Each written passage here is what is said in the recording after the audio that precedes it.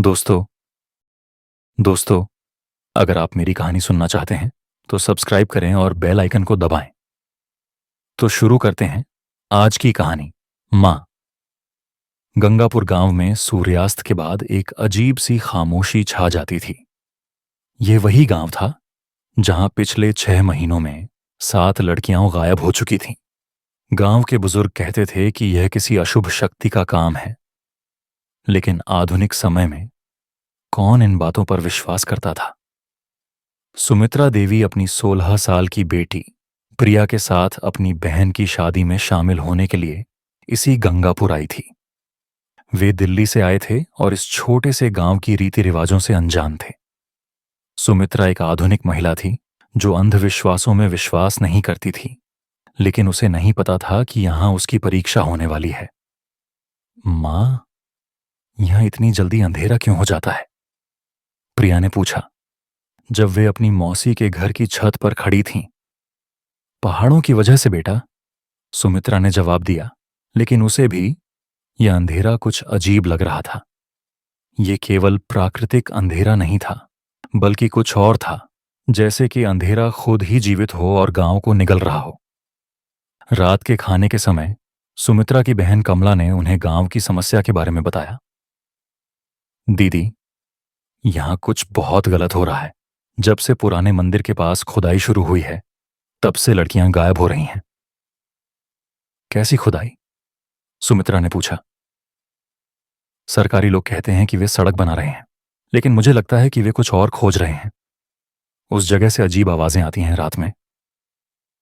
प्रिया ने अपनी मौसी की बात ध्यान से सुनी।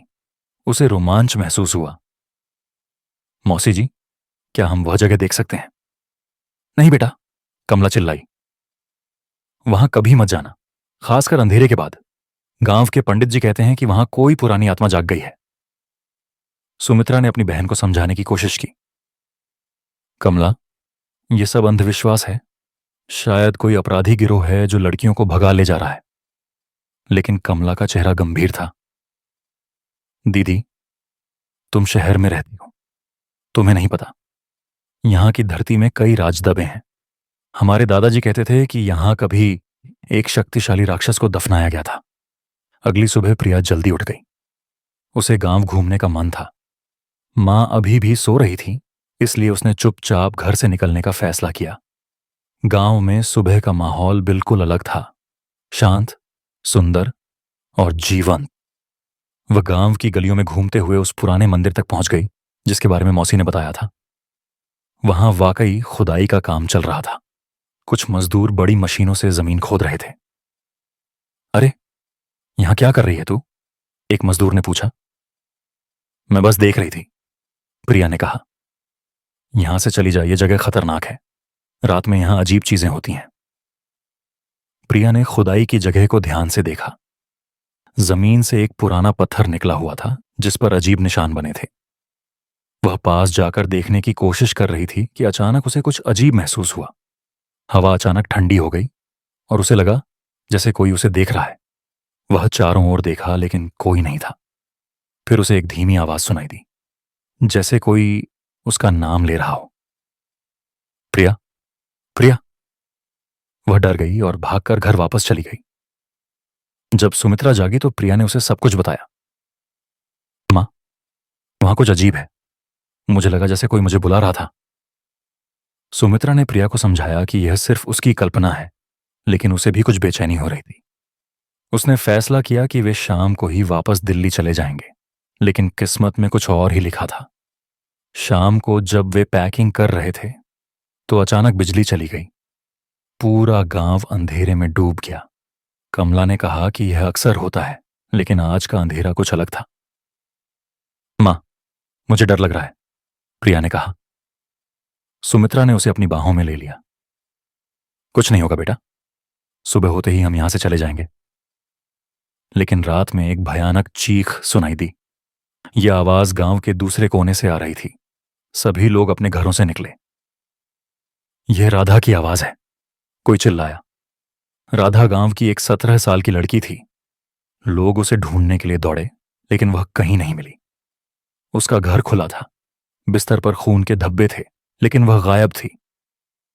यह 8वीं लड़की है, गांव के सरपंच ने कहा। अब हमें कुछ करना होगा। पंडित जी को बुलाया गया। वह एक बुजुर्ग व्यक्ति था जो गांव के पुराने रहस्यों को जानता था। यह कोई इंसान का काम नहीं है, उसने कहा। जो शक्ति जागी है वह बहुत पुरानी और खतरनाक है। हमें मां दुर्गा की शरण में जाना होगा। सुमित्रा को यह सब बकवास लग रहा था, लेकिन जब उसने प्रिया को देखा तो उसका खून सूख गया। प्रिया की आंखें बंद थीं और वह कुछ बड़बड़ा रही थी। प्रिया, प्रिया! सुमित्रा ने उसे हिलाया। प्रिया ने आंखें खोलीं, लेकिन उसकी आवाज बदली हुई थी। वह आ रहा है, वह सबको ले जाएगा, केवल मां ही उसे रोक सकती है। पंडित जी ने प्रिया की हालत देखी तो वह घबरा गया। यह लड़की संपर्क में आ गई है, हमें इसे तुरंत सुरक्षित करना होगा। वे सभी मंदिर की तरफ गए। पुराना मंदिर अब खंडहर हो चुका था, लेकिन वहां अभी भी मां दुर्गा की एक मूर्ति थी। पंडित जी ने समझाया, सैकड़ों साल पहले यहां एक शक्तिशाली अघोरी था जिसने काली शक्तियों से समझौता किया था। वह लड़कियों की बल देकर अमरता पाना चाहता था। गांव के लोगों ने मां दुर्गा की मदद से उसे हराया था, लेकिन वह पूरी तरह मरा नहीं था। उसकी आत्मा इस जमीन में कैद कर दी गई थी, और अब खुदाई की वजह से वह जाग गया है। सुमित्रा ने पूछा। हां, और वह अपनी पुरानी शक्ति वापस पा रहा है। हर लड़की की बलि से वह मजबूत होता जा रहा है। अचानक हवा में एक भयानक हंसी गूंजी। आसमान में काले बादल घिराए और तापमान अचानक गिर गया। वह आ गया, पंडित जी ने कहा। जमीन से एक काला धुआं निकलना शुरू हुआ। धुआं धीरे धीरे एक आकार लेने लगा। यह कोई इंसान नहीं था, यह कुछ और था। इसकी आंखें लाल थीं, दांत नुकीले थे और इसके हाथ लंबे पंजों की तरह थे। कहां है मेरा अगला शिकार? राक्षस ने गरज कर कहा। उसकी नजर प्रिया पर पड़ी। आह, यह लड़की तो बहुत खास है, इसमें शुद्धता है। सुमित्रा अपनी बेटी के आगे खड़ी हो गई।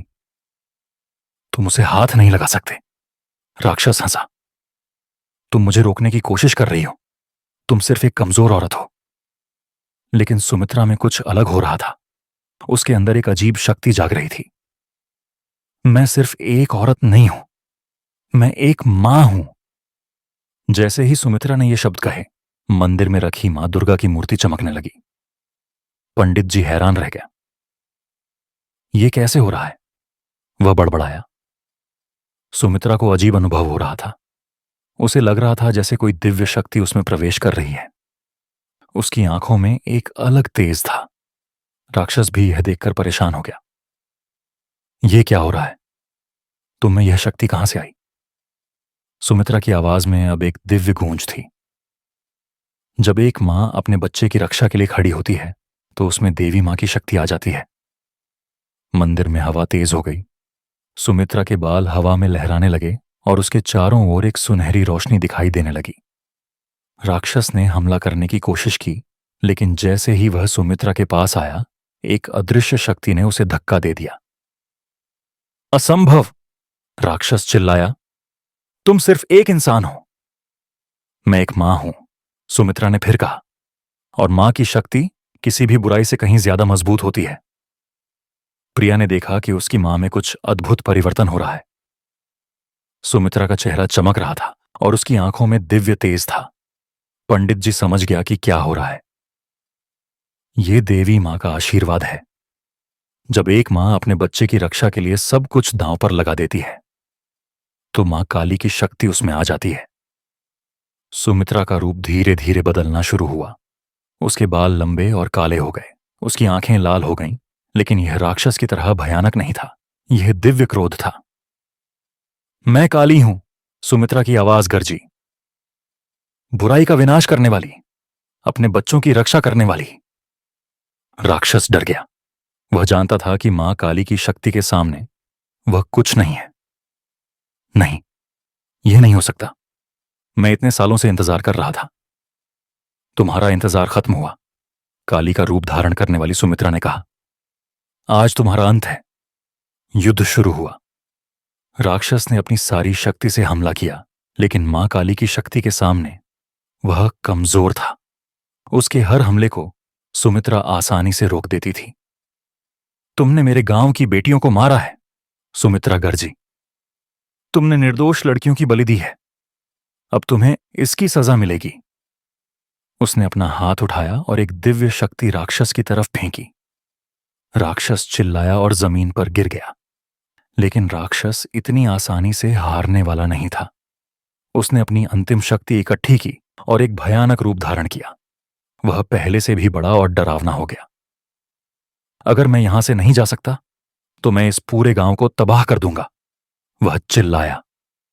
उसने आसमान से काली बिजली गिराई। गांव के घर हिलने लगे, पेड़ उखड़ने लगे। सुमित्रा ने देखा कि गांव के लोग डर रहे हैं। उसकी बेटी भी खतरे में है। उसका मातृत्व और भी शक्तिशाली हो गया। तुम इन निर्दोष लोगों को नुकसान नहीं पहुंचा सकते, वह गरजी। उसके शरीर से एक सुनहरी रोशनी निकली जो पूरे गांव को ढक गई। यह रोशनी एक सुरक्षा कवच की तरह काम कर रही थी। राक्षस ने फिर हमला किया, लेकिन इस बार सुमित्रा ने पलटवार किया। उसने अपने हाथों से दिव्य अस्त्र बनाए और राक्षस पर वार किया। मां काली की जय, पंडित जी चिल्लाया। गांव के लोग भी समझ गए कि सुमित्रा में देवी मां की शक्ति आ गई है। वे सभी जय माता दी के नारे लगाने लगे।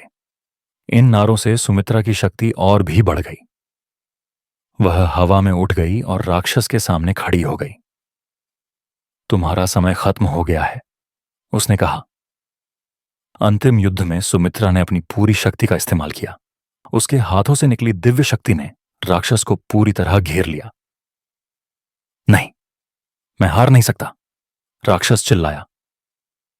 बुराई हमेशा हारती है, सुमित्रा ने कहा, खासकर जब वह एक मां के सामने होती है। उसने अपना अंतिम वार किया। एक तेज रोशनी चमकी और राक्षस की चीख पूरे गांव में गूंजी। फिर वह धुएं की तरह गायब हो गया। जमीन पर जो खुदाई हुई थी वह अपने आप भर गई। वहां से निकला हुआ पुराना पत्थर टुकड़ों में टूट गया। सुमित्रा धीरे धीरे जमीन पर उतरी। उसका रूप फिर से सामान्य हो गया, लेकिन उसकी आंखों में अभी भी दिव्य तेज था। प्रिया दौड़कर अपनी मां के पास गई। मां, तुमने इतना बड़ा काम कैसे किया? सुमित्रा ने अपनी बेटी को गले लगाया। बेटा, एक मां अपने बच्चे के लिए कुछ भी कर सकती है। जब प्रेम और सच्चाई एक साथ होते हैं तो कोई भी शक्ति उन्हें हरा नहीं सकती। पंडित जी ने सुमित्रा के पैर छुए। माता जी, आपने हम सबकी रक्षा की है। आप साक्षात देवी मां हैं। गांव के सभी लोग सुमित्रा के आसपास इकट्ठे हो गए। उन्होंने उसे मां का दर्जा दिया। अगली सुबह एक चमत्कार हुआ। गांव के लोगों को पुराने मंदिर के पास एक गुफा मिली जो पहले वहां नहीं थी। गुफा के अंदर वे सभी 8 लड़कियां मिलीं जो गायब हो गई थीं। राधा, जो सबसे आखिर में गायब हुई थी, पहले होश में आई। हमें कुछ याद नहीं, उसने कहा। हम सभी को लगता था कि हम किसी सपने में हैं। डॉक्टर ने जांच की तो पता चला कि सभी लड़कियां पूरी तरह स्वस्थ हैं। ये एक और चमत्कार था, पंडित जी ने समझाया। राक्षस उन्हें मारना नहीं चाहता था। वह उनकी जीवन शक्ति धीरे धीरे सोखना चाहता था ताकि वह मजबूत हो सके। लेकिन जब वह मर गया तो सभी लड़कियों की जीवन शक्ति वापस आ गई। गांव में खुशी का माहौल था। सभी परिवार अपनी बेटियों से मिलकर खुश थे। सुमित्रा और प्रिया कुछ दिन और गांव में रुके। गांव के लोग उन्हें जाने नहीं देना चाहते थे। माताजी, आप यहीं रहिए, गांव के सरपंच ने कहा। आपकी वजह से हमारा गांव सुरक्षित है। सुमित्रा ने मुस्कुराकर कहा, मेरा काम यहां खत्म हो गया है। लेकिन याद रखिए, जब भी कोई मां अपने बच्चे की रक्षा के लिए खड़ी होती है तो उसमें देवी मां की शक्ति आ जाती है। उसने गांव की सभी औरतों से कहा, आप सभी में यह शक्ति है। आपको सिर्फ अपने मातृत्व पर भरोसा करना है। जाने से पहले सुमित्रा ने पुराने मंदिर में माथा टेका। मां दुर्गा, आपने मुझे अपनी शक्ति दी। अब मैं समझ गई हूं कि हर मां में आपका एक अंश होता है। मंदिर की मूर्ति एक बार फिर चमकी, जैसे देवी मां अपना आशीर्वाद दे रही हों। दिल्ली जाते समय रास्ते में प्रिया ने अपनी मां से पूछा, मां, क्या तुम्हें पता था कि तुम में यह शक्ति है? सुमित्रा ने सोचकर जवाब दिया, बेटा, मुझे पहले नहीं पता था, लेकिन जब मैंने तुम्हें खतरे में देखा तो मेरे अंदर कुछ जाग गया। यह शक्ति प्रेम से आती है, डर से नहीं। क्या यह शक्ति अभी भी तुम में है? हाँ, लेकिन अब यह शांत है। यह तभी जागती है जब जरूरत होती है। प्रिया ने अपनी मां का हाथ पकड़ा। मां, मुझे गर्व है कि तुम मेरी मां हो। सुमित्रा की आंखों में आंसू आ गए। और मुझे गर्व है कि तुम मेरी बेटी हो। दिल्ली पहुंचकर सुमित्रा का जीवन पहले जैसा हो गया, लेकिन उसमें एक नया आत्मविश्वास था। वह समझ गई थी कि मातृत्व केवल एक भावना नहीं है, बल्कि एक दिव्य शक्ति है। अपने काम पर वापस जाकर सुमित्रा ने महसूस किया कि उसके सहकर्मी उसमें एक अलग आभा देख रहे हैं। वह पहले से कहीं ज्यादा आत्मविश्वास से भरी और शांत दिख रही थी। सुमित्रा, तुम में कुछ बदलाव आया है, उसकी सहेली रीता ने कहा। तुम पहले से कहीं ज्यादा मजबूत लग रही हो। सुमित्रा मुस्कुराई। रीता, कभी कभी जिंदगी हमें ऐसे अनुभव देती है जो हमें बदल देते हैं। प्रिया भी स्कूल में अपने दोस्तों को गंगापुर की कहानी बताती रहती, लेकिन कोई उस पर विश्वास नहीं करता था। सभी कहते कि यह उसकी कल्पना है। मुझे परवाह नहीं कि कोई मानता है या नहीं, प्रिया ने अपनी मां से कहा। मैंने अपनी आंखों से देखा है कि तुम में कितनी शक्ति है। 3 महीने बाद सुमित्रा के पास एक अजीब फोन कॉल आया। कॉल करने वाला व्यक्ति राजस्थान के एक छोटे शहर से था। मैडम, मेरा नाम राजेश है। मैंने गंगापुर के बारे में सुना है। हमारे यहां भी कुछ वैसी ही समस्या है। क्या आप हमारी मदद कर सकती हैं? सुमित्रा ने पूछा, क्या समस्या है? यहां एक पुराना हवेली है जहां से अजीब आवाजें आती हैं। कुछ लोग कहते हैं कि वहां भूत है, लेकिन मुझे लगता है कि यह कुछ और है। कल रात मेरी बेटी वहां गई थी और अब वह बेहोश है। डॉक्टर कहते हैं कि उसमें कोई समस्या नहीं है, लेकिन वह जाग नहीं रही। सुमित्रा को लगा कि यह कोई सामान्य मामला नहीं है। मैं कल आऊंगी, उसने कहा। प्रिया ने अपनी मां की बात सुनी। मां, क्या हम फिर किसी मुसीबत में पड़ने वाले हैं? नहीं बेटा, यह मुसीबत नहीं है। यह हमारा कर्तव्य है। जब हमारे पास शक्ति है तो हमें उसका सदुपयोग करना चाहिए। अगले दिन सुमित्रा और प्रिया राजस्थान के उस छोटे शहर पहुंचे। राजेश उन्हें लेने स्टेशन आया था। उसका चेहरा परेशानी से भरा था। मैडम, मेरी बेटी अभी भी बेहोश है। उसका नाम अंजलि है। वह केवल 14 साल की है। वे अस्पताल गए जहां अंजलि भर्ती थी। लड़की बिस्तर पर लेटी थी। उसकी आंखें बंद थीं, लेकिन उसका चेहरा शांत था। सुमित्रा ने अंजलि का हाथ छुआ। तुरंत उसे एक अजीब अनुभव हुआ। उसे लगा जैसे कोई ठंडी लहर उसके हाथ से होकर गुजरी हो। यहां कोई भौतिक समस्या नहीं है, सुमित्रा ने कहा। यह कुछ आध्यात्मिक है। डॉक्टर ने कहा, मैडम, हमने सारी जांचें की हैं। लड़की बिल्कुल स्वस्थ है, लेकिन वह होश में नहीं आ रही। मुझे वह हवेली दिखाइए जहां यह गई थी, सुमित्रा ने राजेश से कहा। हवेली शहर के बाहरी इलाके में थी। यह एक पुरानी राजस्थानी हवेली थी जो कई सालों से खाली पड़ी थी। इसकी दीवारें ऊंची थीं और इसमें कई कमरे थे। स्थानीय लोगों ने बताया कि यह हवेली एक जमींदार की थी जो बहुत क्रूर था। उसने अपनी जिंदगी में कई गलत काम किए थे। कहते हैं कि वह मरने के बाद भी यहां भटकता रहता है, एक बुजुर्ग आदमी ने कहा। सुमित्रा ने हवेली को ध्यान से देखा। उसे यहां भी वही अजीब अनुभव हो रहा था जो गंगापुर में हुआ था। यहां कोई आत्मा नहीं है, उसने कहा। यहां कोई और चीज है। जैसे ही वे हवेली के अंदर गए, हवा अचानक ठंडी हो गई। दीवारों पर अजीब निशान दिखाई दे रहे थे। प्रिया ने अपनी मां का हाथ कसकर पकड़ा। मां, मुझे यहां डर लग रहा है। डरो मत बेटा, हम साथ हैं। हवेली के मुख्य हॉल में एक बड़ी तस्वीर लगी थी। यह उस जमींदार की तस्वीर थी जिसकी यह हवेली थी। तस्वीर को देखते ही सुमित्रा को अजीब लगा। यह तस्वीर कुछ अलग है, उसने कहा। राजेश ने बताया, लोग कहते हैं कि इस तस्वीर की आंखें हिलती हैं। सुमित्रा ने तस्वीर को ध्यान से देखा। अचानक उसे लगा जैसे तस्वीर में से कोई उसे देख रहा है। यह कोई सामान्य तस्वीर नहीं है, उसने कहा। इसमें कुछ बंधा हुआ है। जैसे ही उसने यह कहा, हवेली में एक तेज हवा चली। सभी दरवाजे बंद हो गए। क्या हो रहा है? राजेश डर गया। एक आवाज गूंजी, कौन है जो मेरी शांति भंग कर रहा है? सुमित्रा समझ गई कि यहां भी कोई नकारात्मक शक्ति है। तुम कौन हो? उसने पूछा। मैं इस हवेली का मालिक हूं। यह मेरी जगह है। हवेली में अचानक कई तस्वीरें दिखाई देने लगीं। यह उस जमींदार की यादें थीं जो हवेली में बंद थीं। सुमित्रा ने देखा कि यह जमींदार वाकई बहुत क्रूर था। उसने अपनी प्रजा पर बहुत अत्याचार किए थे। उसने कई परिवारों को बर्बाद किया था। तुमने जिंदगी में इतने गलत काम किए, सुमित्रा ने कहा। अब तुम यहां बंधे हुए हो। हां, और अब मैं इस दुनिया में वापस आना चाहता हूं। मुझे एक शुद्ध आत्मा चाहिए। सुमित्रा समझ गई कि वह अंजलि की आत्मा को अपने काबू में करना चाहता है। तुम उस बच्ची को नहीं छू सकते, सुमित्रा गरजी। तुम मुझे रोकने की कोशिश कर रही हो। तुम यहां की नहीं हो। मैं एक मां हूं, और कोई भी मां अपने बच्चों को नुकसान नहीं होने देती। जैसे ही सुमित्रा ने मातृत्व का जिक्र किया, उसके अंदर फिर से वही दिव्य शक्ति जागने लगी। हवेली में सुनहरी रोशनी फैलने लगी। जमींदार की आत्मा घबरा गई। यह क्या हो रहा है? तुम में यह शक्ति कहां से आई? सुमित्रा का रूप फिर से बदलने लगा। उसकी आंखों में दिव्य तेज था।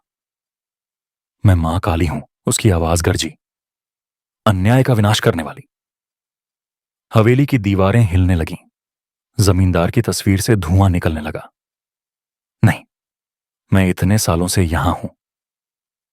तुम्हारा समय खत्म हो गया है। तुमने जिंदगी में जो गलत किया, अब उसकी सजा भुगतने का समय आ गया है। सुमित्रा ने अपनी दिव्य शक्ति से जमींदार की आत्मा को बांधा।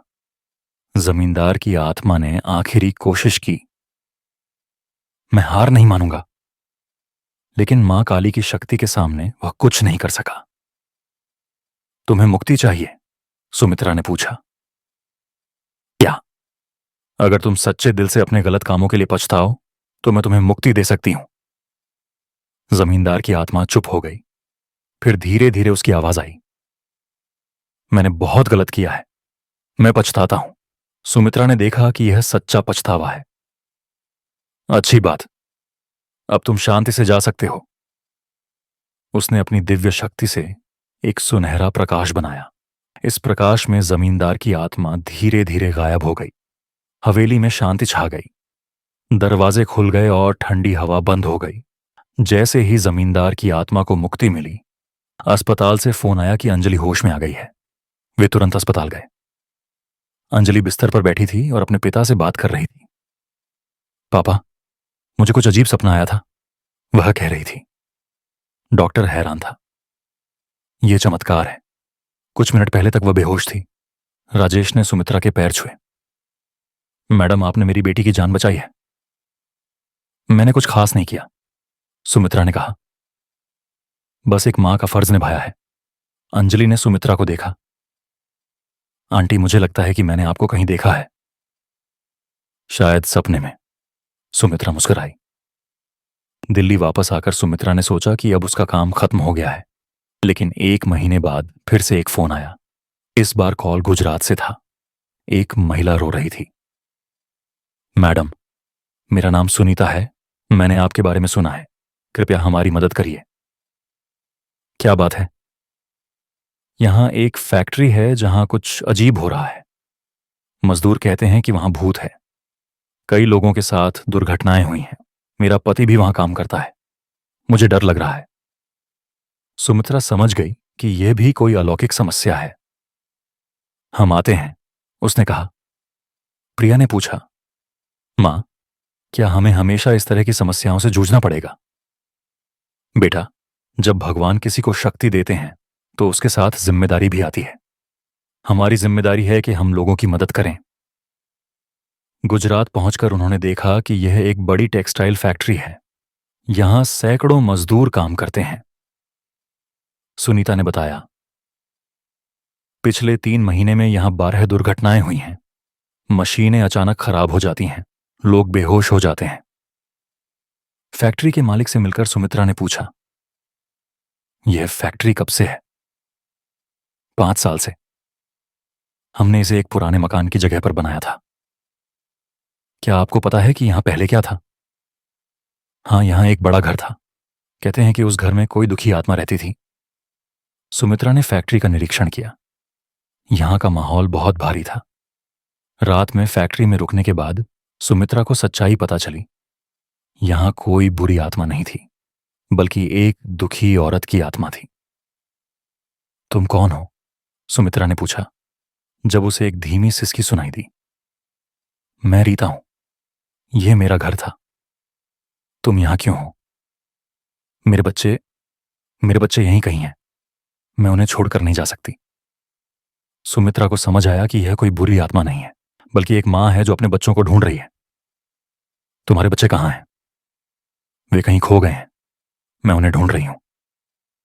तुम कब से यहां हो? 20 साल से। मैं और मेरे 2 बच्चे यहां रहते थे। एक दिन आग लग गई। मैं बच गई, लेकिन मेरे बच्चे। वह रो पड़ी। सुमित्रा का दिल भर आया। यह भी एक मां थी, जैसे वह खुद है। रीता, तुम्हारे बच्चे सुरक्षित हैं, उसने कहा। कहां हैं वे? सुमित्रा ने अपनी दिव्य शक्ति का उपयोग किया। उसे दिखाई दिया कि रीता के बच्चे उस आग में मर गए थे, लेकिन उनकी आत्माएं स्वर्ग में शांति से हैं। रीता, तुम्हारे बच्चे तुम्हारा इंतजार कर रहे हैं, लेकिन वे ऊपर हैं, यहां नहीं। मैं उनसे कैसे मिलूंगी? तुम्हें जाना होगा। तुम्हारा यहां रुकना उन्हें भी परेशान कर रहा है। सुमित्रा ने अपनी मातृत्व की शक्ति से रीता को समझाया कि एक मां का सबसे बड़ा प्रेम यह है कि वह अपने बच्चों के लिए सही फैसला ले। रीता को समझ आ गया कि सुमित्रा सच कह रही है। लेकिन मैं उन्हें इतना मिस करती हूं, वह रो रही थी। मैं भी एक मां हूं, सुमित्रा ने कहा। मैं तुम्हारे दर्द को समझती हूं, लेकिन तुम्हारे बच्चे चाहते हैं कि तुम शांति से रहो। सुमित्रा ने अपनी दिव्य शक्ति से रीता के बच्चों की आत्माओं को बुलाया। फैक्ट्री में एक सुनहरा प्रकाश दिखाई दिया और उसमें 2 छोटे बच्चे दिखे। मां! वे दौड़कर रीता के पास आए। रीता की खुशी का ठिकाना नहीं था। मेरे बच्चे! मां, हम ठीक हैं। अब तुम हमारे पास आ जाओ। रीता ने सुमित्रा की तरफ देखा। आपका धन्यवाद। आपने मुझे मेरे बच्चों से मिला दिया। प्रकाश और भी तेज हो गया और रीता अपने बच्चों के साथ गायब हो गई। फैक्ट्री में शांति आ गई। इन 3 घटनाओं के बाद सुमित्रा की पहचान बदल गई। लोग उसे मां कहकर बुलाने लगे। उसकी कहानी धीरे धीरे फैलने लगी। प्रिया को गर्व था कि उसकी मां लोगों की मदद कर रही है। मां, तुम अब प्रसिद्ध हो गई हो, प्रिया ने कहा। बेटा, प्रसिद्ध महत्वपूर्ण नहीं है। महत्वपूर्ण यह है कि हम लोगों की मदद कर रहे हैं। सुमित्रा को एहसास हुआ कि उसकी जिंदगी का मकसद बदल गया है। अब वह सिर्फ अपने लिए नहीं, बल्कि सभी के लिए जी रही है। 6 महीने बाद सुमित्रा के सामने सबसे बड़ी चुनौती आई। दिल्ली में ही एक जगह पर कुछ अजीब हो रहा था। एक पुराने अस्पताल में, जो बंद हो चुका था, रात में अजीब आवाजें आती थीं। कुछ लोगों ने कहा कि वहां कई आत्माएं भटक रही हैं। जब सुमित्रा वहां गई तो उसे पता चला कि यह केवल 1 या 2 आत्माओं का मामला नहीं है। यहां बहुत सारी परेशान आत्माएं हैं। यह बहुत बड़ी चुनौती है, उसने प्रिया से कहा। मां, क्या तुम इसे संभाल सकती हो? मुझे नहीं पता, लेकिन कोशिश करनी होगी। अस्पताल में जाकर सुमित्रा ने महसूस किया कि यहां दर्जनों आत्माएं हैं, सभी अलग अलग कारणों से परेशान हैं। मैं अकेली इतनी सारी आत्माओं को नहीं संभाल सकती, उसने सोचा। तभी उसे एक विचार आया। उसने गंगापुर, राजस्थान और गुजरात की सभी औरतों को फोन किया जिन्होंने उसकी मदद देखी थी। हमें एक साथ मिलकर काम करना होगा, उसने कहा। सभी औरतें दिल्ली आईं। उन सभी में मातृत्व की शक्ति थी। 10 औरतें एक साथ अस्पताल में गईं। सभी माँ थीं और सभी में वही दिव्य शक्ति थी जो सुमित्रा में थी। जब वे सभी एक साथ प्रार्थना करने लगीं, तो अस्पताल में एक अद्भुत प्रकाश फैल गया। सभी परेशान आत्माओं को शांति मिली, कुछ को मुक्ति मिली, कुछ अपने प्रियजनों से मिल गए। ये तो चमत्कार है, प्रिया ने कहा। नहीं बेटा, सुमित्रा ने कहा, यह मातृत्व की शक्ति है। जब माएं एक साथ होती हैं तो कोई भी बुराई उनका सामना नहीं कर सकती। इस तरह सुमित्रा ने सीखा कि मातृत्व केवल अपने बच्चे से प्रेम करना नहीं है, बल्कि पूरी दुनिया की मां बनना है। आज भी जब कहीं कोई समस्या होती है तो लोग मां को बुलाते हैं। सुमित्रा और उसकी साथी औरतें मिलकर लोगों की मदद करती हैं। प्रिया बड़ी होकर खुद एक मजबूत औरत बनी। उसने भी अपनी मां से सीखा कि एक औरत में कितनी शक्ति होती है। मां, आपने मुझे सिखाया कि डरना नहीं है, प्रिया ने एक दिन कहा। बेटा, याद रखना, हर औरत में एक देवी छुपी होती है, बस उसे जगाने की जरूरत होती है। सुमित्रा की कहानी एक संदेश देती है, मातृत्व सबसे बड़ी शक्ति है। जब एक मां अपने बच्चे की रक्षा के लिए खड़ी होती है तो उसमें दिव्य शक्ति का संचार हो जाता है। तो दोस्तों, यहां पर आज हमारी कहानी खत्म होती है। आपको ये कहानी कैसी लगी, कमेंट बॉक्स में जरूर बताइए। और हर हर महादेव लिखना मत भूलिएगा। और मेरे चैनल को सब्सक्राइब करना भी ना भूलें। तो मिलते हैं अगली कहानी में। तब तक के लिए जय माता दी।